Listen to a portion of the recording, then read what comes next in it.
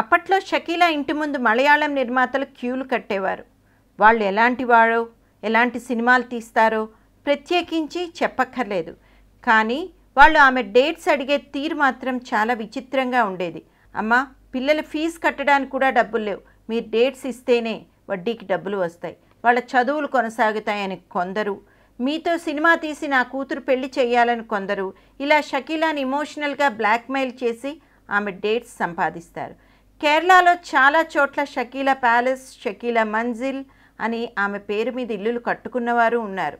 ఈ నిర్మాతల ఇంటి గృహప్రవేశం ఆమె చేతుల మీదుగా జరిగాయి.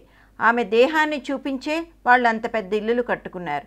ఇక షకీలా బాడీకి ఒక్కొక్క నిర్మాత ఒక్కొక్క రేటు పెట్టుకున్నారు. ఆమె నాగసాయి వేదాంతంతో నటిస్తే ఒక రేటు, అదే అభినవ సంగాపుతో నటిస్తే ఇంకో రేటు, ఇక ఆమె టైటిల్ రోల్ వేస్తే దానికి చాలా పెద్ద మొత్తం ఇస్తారు. ఆమె చిత్రాల మీదే బ్రతికే పేద నిర్మాతలు ఆమెకు కొంత ఎక్స్పోజ్ చేసి తక్కువ డబ్బు తీసుకునేది.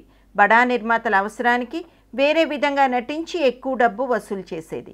ఇలా Shakeela B grade Malayalam cinema ఇండస్ట్రీలో ఒక మకుటం లేని మహారాణిగా ఎదిగింది. ఒకానొక స్టేజ్లో Mollywood super star Mammootty, Mohanlal చిత్రాలకు పోటీగా షకీలా చిత్రాలు విడుదలయ్యేవి. దాంతో ఒళ్ళు మండిన కథానాయకులు షకీలా చిత్రాలను బ్యాన్ చేయాలని డిమాండ్ చేశారు.